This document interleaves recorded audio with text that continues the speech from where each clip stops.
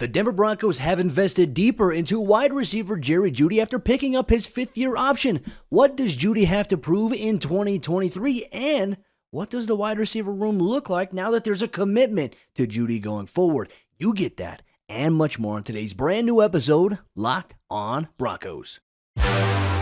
You are Locked On Broncos, your daily Denver Broncos podcast. Part of the Locked On Podcast Network. Your team every day.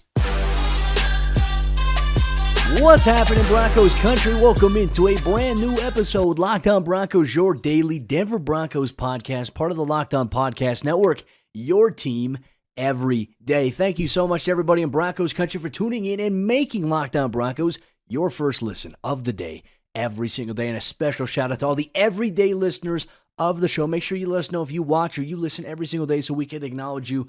We appreciate you so much. Thank you for making the show exactly what it is. You can subscribe to this podcast for free and follow it on YouTube or your favorite audio podcasting provider. Make sure you do that so you never miss out on an episode as soon as it's made available. I'm your host, as always, Cody Rourke, Broncos reporter for Mile High Sports. Joined alongside, as always, by my co-host, Sarah Bettinger, site expert, predominantly orange.com. And hey, look, we were recording a podcast the other day when the news initially broke about Jerry Jeudy and the Broncos picking up his fifth-year option. You and I have talked about this really leading up to free agency, leading up to the NFL draft, that, hey, Jerry Jeudy is a very, very important part of what this team wants to do going forward. And Sarah, now the Broncos have invested in what they believe he can be, and he'll be a Bronco in 2023 and also 2024.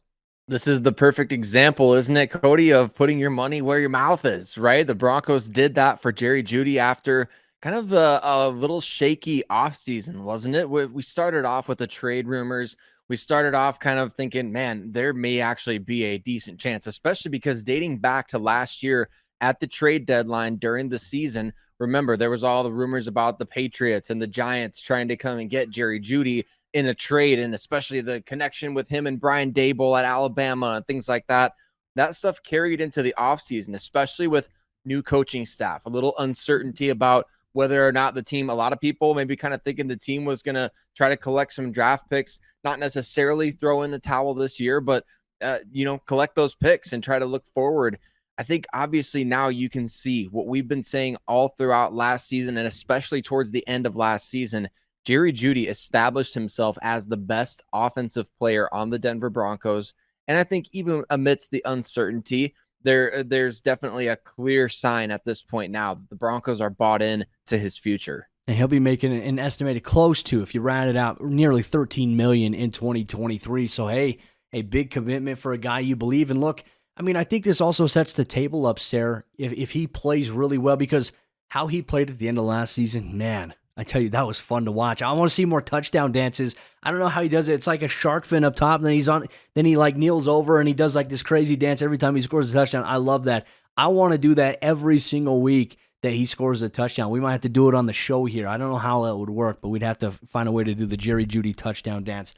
Outside of that, he's got an opportunity now. Sean Payton is coming in to revamp the Broncos offense. As we know, the identity is going to be to run the football, to set up the pass. And it kind of reminds me of what the game plan was for the Broncos in the final game of the regular season, or the final two games there in the regular season, when Jerry Rosburg was the interim head coach. And the game plan was simply this: let's run the football and let's get Jerry Jeudy the football when we can. And they moved him around everywhere. His last game of the season against the Chargers, man, can we talk about a guy that was just eating?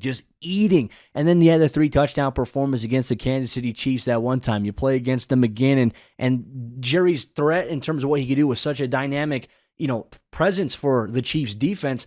They focused so much on him and left Albert Okwuegbunam wide open for a touchdown in the middle of the field. That's what Jerry Jeudy does for you. Now you add in Marvin Mims, who's got legit speed. You got Tim Patrick coming back, who, when the last season he played, he had led the team in touchdown catches with 6 of them. I am stoked about what this wide receiver room can look like. But look, everything is setting up for Jerry Jeudy to earn himself a contract extension with this upcoming season, and maybe how he performs. Which is really exciting, isn't it? Because I think what everybody in Broncos country really wants more than anything is really just a clear, what did we hear all throughout the draft from Sean Payton? We have a clear vision for the player, right? He said that about just about everybody. And I think that's what you really want for the offense as a whole, right? You want a clear vision for the offense. You want to have players on the roster that you can safely go and buy a jersey, right? You want to have those jersey players on the team that's like, hey, this is a long-term Bronco. This is a guy that I know we're building around. Jerry Jeudy plays a premier position. It can't be overstated enough. The wide receiver position in today's NFL is absolutely monumental. You're starting to see guys get paid upwards of $30 million per year on new contracts. And the reason for that is exactly what you said, what Jerry did in that Kansas City game. All the attention is on him. And as we've seen with, let's give Davante Adams as an example, we've seen with Davante Adams, even if you have maybe the best cornerback in the NFL, you keep feeding a guy, eventually they may win a few matches here or there. And ultimately, remember that game in Denver, obviously Davante, he proved to be kind of the major difference maker, even against Pat Surtain. It was at that level of wide receiver that made the difference in a game. And I'm not saying that, well, every team that wins the Super Bowl has the highest paid wide receivers. That's not what I'm saying. But I think in today's NFL, you're looking at quarterback, left tackle, cornerback, wide receiver, and edge rusher. Those are the premier positions. And to have a guy like Jerry Jeudy, Cody, that gets fans excited, because you got a guy at a premier position who can produce at a high level. We'll see if he can even further surpass what we saw at the end of last season. And let's be honest here. Let's be real. There is nobody in the NFL that can guard Jerry Jeudy one-on-one. Like, Jerry Jeudy is a matchup nightmare. And even against zone coverage, he just knows how to attack it with his release off the line of scrimmage. We saw that. And really the biggest issue that we've seen with Jerry Jeudy that has impacted him, okay, yes, his rookie season drops. I never want to see another comment on YouTube, or I don't want to see another tweet about Jerry, he struggles with drops. He did his rookie season. That has not been applicable in the last 2 years. He had 1 drop in 2021. He had 5 total drops last year. You know who led the NFL in drops last year, Sarah? Jamar Chase, Travis Kelce, Gabe Davis all led the NFL with 7 drops last season at the receiver position. So it's like, when you look at volume, look at the amount of targets, you look at, is the pass thrown, is it good enough? Did it hit his hands, but was it behind him? These things all factor into what equates into a drop. Jerry's biggest issues are the concentration drops. To be honest with you, we have not seen those in recent memory, which is a good thing. He's progressed, he's evolved, but man, I would take Jerry Jeudy one-on-one against anybody right now in the NFL. To me, it's exciting. I want to see a little bit more of that. I'm excited to see what Sean Payton can do in terms of dialing up, looks, moving him around, because as we saw Jerry move, and we saw other guys move around as well, the offense for Denver flowed. And that was with just, hey, we changed things in 2 weeks. We didn't have an identity until the last 2 weeks of the season.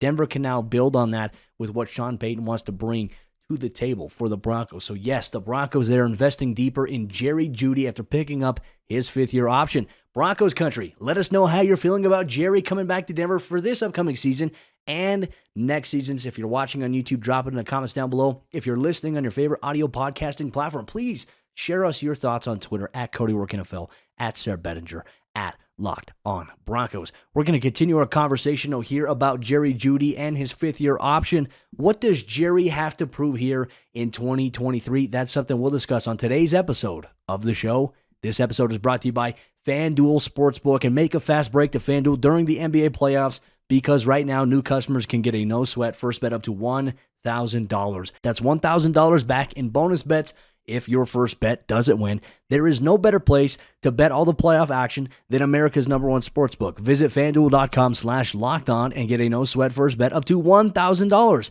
That's FanDuel.com/lockedon. FanDuel, official sports betting partner of the NBA.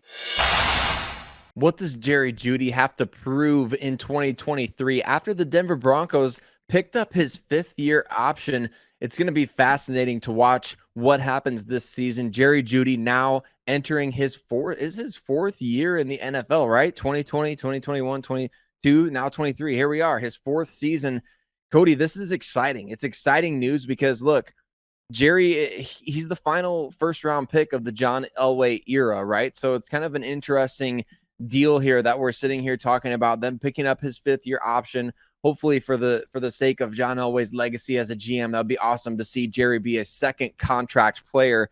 But what does he have to do in 2023 to get there, to get to being that second contract player? And not just second contract, but really get to be one of the top tier, highest paid receivers in the game. What say you, Cody? What does Jerry have to prove in 2023 to get to that point? I think the biggest thing is what's impacted him the last 2 seasons. I think staying healthy, right? Because I mean, we go back to 2021, New York Giants, MetLife Stadium strikes again, 6 catches, 72 yards, and then right in the beginning of the third quarter, he gets kind of rolled up on high ankle sprain, and we thought it was worse. Missed 7 weeks there, was able to come back, and Pat Shurmur forgot he even existed, but he didn't even use him in the offense. He used him as a motion guy decoy, which to this day, like as bad as the offense was last year, I was just blown away at how inept Pat Shurmur was in terms of using Jerry to what he does well. Like the fact that he just became a motion decoy is embarrassing. It's insulting. And luckily Jerry kind of broke out. And hey, look, the offense didn't target Jerry enough in 2022. We can all acknowledge that. And yeah, in that Tennessee Titans game, first play of the game, gets his ankle stepped on. I mean, that was just, once again, a freak kind of roll-up thing. It's not like he was just running on air and all of a sudden his ankle just turned and buckled. He got stepped on by the safety or the corner on that. You can't fault Jerry for that, but then he continued to fight through that. I mean, he even played in the Baltimore Ravens game with a very, very bad ankle. I believe he had, 4 catches for 64 yards and gave them a chance in that game. And then the next week, as we all saw, hey, he's fighting back. He's coming through and catching 3 touchdowns. Outside of that, I think that the Broncos just need to continue to use him, right? Staying healthy is obviously a big factor for Jerry. That's what he needs to do in order to showcase that he can, maybe he deserves a contract extension, but build on what he did last year. Don't just let the last 5 games of last year be like, okay, hey, this was the best we ever got at Jerry. Stack that. I mean, Sarah, I want to see Jerry have a 200-yard game this season. I know it's a lot to ask, but if Jerry has one 200-yard game this season at any point, or even a 150-yard game, to me it solidifies, hey, this guy is a legitimate playmaker, and he can be when used the right way.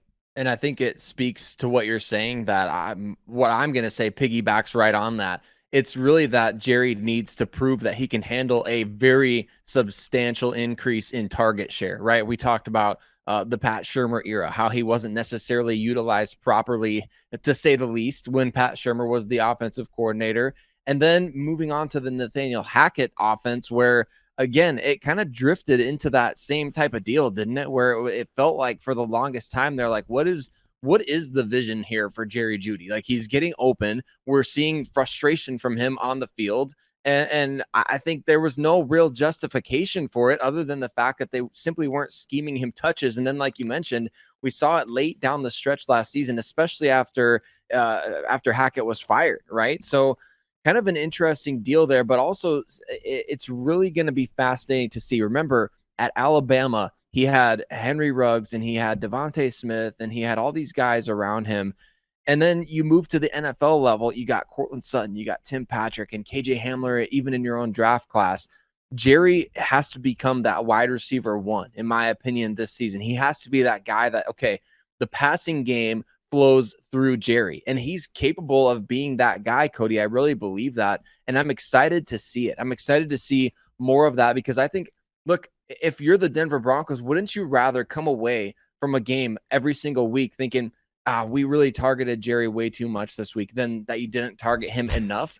I don't understand why they haven't gotten to the point where it's like, man, Jerry is wide open all the time, but we really got to scheme touches to other guys. That kind of stuff can happen organically. I would definitely be filtering the passing game through Jerry Jeudy and increase that target share coming up here in 2023, because look, you're paying him a lot of money in 2024, $13 million. That's fully guaranteed. So he's going to get that money barring injury, right? I mean, if he gets injured, it's like fully guaranteed. The Broncos could still technically move it off the books, with 0 dead money if they like trade him or cut him and he's healthy and things like that. But that's a different discussion.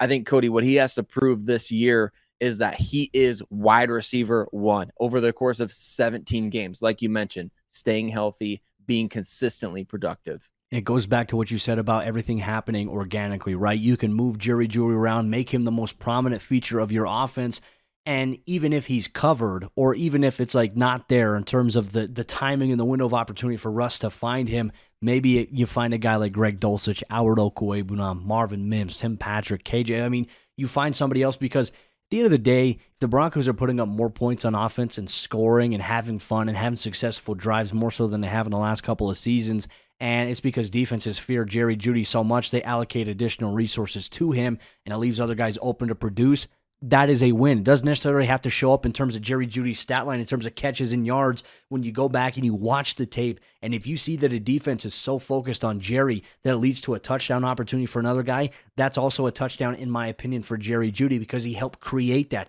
The game, a lot of people, media fans, whatever it may be, a lot of people love to just look at the stats, but don't look at the context, don't look at the film of that. And that's where we kind of differ because we look at those things and say, hey, okay, maybe Jerry didn't have a touchdown catch this week, but because of what he did, it led to the Broncos getting a touchdown on offense. That is football in a nutshell, to the T. That's things that Justin Jefferson does for the Minnesota Vikings. Jamar Chase does the same thing for the Cincinnati Bengals. Opportunity creators, not just for themselves, but for other people. And to be honest with you, Jerry has that trait in him, and I hope he continues to prove that going into the 2023 NFL season. There's some things coming up like rookie minicamp in just 2 weeks' time. And then in several weeks, once we're going to transition to phase 2, the Broncos will allow some of us media folk to actually go watch practice, go watch these guys run with no contact.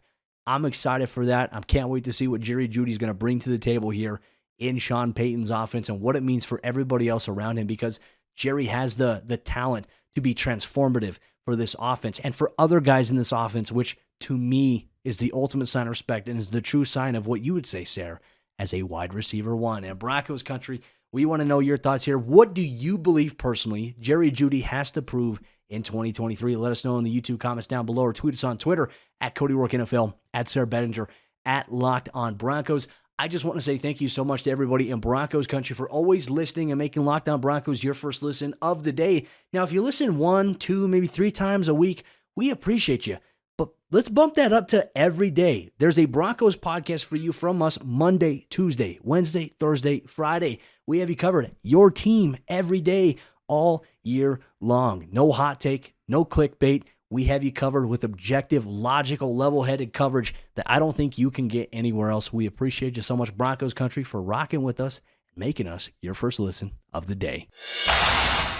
How does the Denver Broncos wide receiver room shake out for the 2023 NFL season now that Jerry Jeudy's fifth-year option has picked up?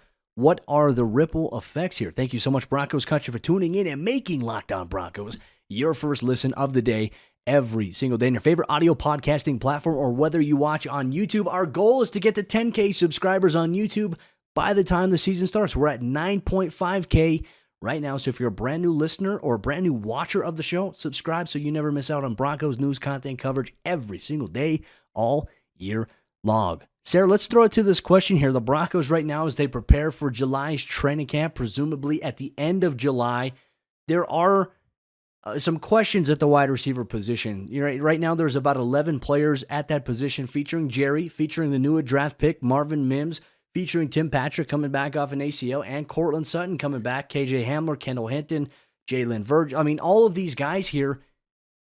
How does maybe Jerry Jeudy's fifth-year option impact maybe the depth at this position? Because I think projecting it, do you agree with me? I think Denver goes into the season with at least 6 wide receivers on their active roster. It could be different, but, where are you at with this? Do you see it that way, or is there, something I'm missing here?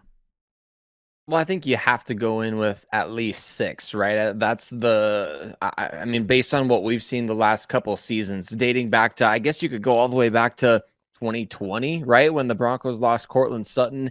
Every single year, there's been issues with the depth at wide receiver. And you and I have talked about it ad nauseum on this show of how the Broncos need to go out and add some quality depth at the position. And then, of course, they go spend their top pick on Marvin Mims, which for my personal brand, Cody, was very, very nice. Loved seeing that. I think here's the thing about wide receiver with the Broncos right now. You're much better off having an embarrassment of riches than you are making some kind of weird decision to try and get cute with things, right? I'm not saying that I'm completely opposed to, hey, you get to training camp, some team offers you something really nice for Cortland Sutton, let's say. I mean, because let's real talk here. It sounds like the Broncos and the Ravens were potentially close to a deal involving Cortland Sutton at some point this offseason. What if you get to training camp, injuries start to happen, You revisit those talks. Am I opposed to that? I would say no, I'm not opposed to it. But at the same time, I'm with you. You've said it on this podcast a number of times. The everydayers, they'll remember you saying it as well. I want to see all these guys out on the field together. And I think Sean Payton owes it to himself. He owes it to the fans. He owes it to this organization, which has struggled so badly to score points. You owe it to all those people, including yourself, Sean Payton, to go out there and see, at least during training camp, at least during the preseason, to say, I want to see a sample of these guys out on the field executing my offense, doing what they do. Because unless I see it, if I just trade one of these guys away and say, no, for the sake of the roster or for the sake of 2024 draft capital, et cetera, if you say that and you kind of just like, it's whatever, I just don't like that process. I think it's much better if you go out there in training camp and preseason play and say, I want a sample size of these guys, at least 3 preseason games, at least a handful or a couple series or a couple quarters of snaps from every game. I want to see Sutton. I want to see Jeudy. I want to see Tim Patrick. I want to see Dulcich. I want to see all these guys out there. I want to rotate in Mims with the ones. I want to see all these guys together. How do they mesh? How do they run my offense? How do they do all together on the field? Because as cool as it is, remember we talked about the last dance posts that Tim Patrick put out there. We haven't even seen the first dance. So maybe Sean Payton, who I know he loves those Jordans, I know he loves the Jordan brand, maybe he's going to give us the first dance of these guys here in training camp and the preseason, and we're going to actually get to see on the field what they can do before deciding to maybe trade one away. I know there's also some questions about KJ Hamler. Is he going to be ready for the season? I know his timeline has kind of been up in the air, but to my understanding, Sarah, from people I've spoken to, he is expected, I think, to be ready either by the start of training camp or shortly after training camp begins, coming off of the partially torn pectoral muscle that he did have surgically repaired. But I know he's been training, with Deebo Samuel. He's been training with some other guys this offseason. And I think for him, he sees it. He sees the comments like, KJ's always hurt. People are like saying, get rid of KJ. Like, KJ sees this stuff, and KJ takes it personally, and rightfully so. If I were in KJ's position, I would absolutely take it personally as well. I just know that, hey, KJ's got a lot of talent. I encourage Broncos fans, please don't give up on KJ Hamler. He is a guy that can make an impact, and he's trying to get ready. He's trying to stay on the field. He's trying to stay healthy. If there's anybody that wants it more than anybody, it's him. Trust me on that one, folks. I did want to relay that message there to Broncos country, because often at times we do see a lot of comments. We do see a lot of tweets that say, hey, get rid of KJ. And it's like, hey, I get where the football aspect, the business side of it comes in, but this is a guy who's trying to get everything ready. Like, this is a guy who can, when healthy, he can be a difference maker for you. And you know what? The more you have, I think the better opportunities you have to improve an offense that has struggled for the last 7 years. And he maybe could be a big part of that as well with other guys that we've talked about here on the show.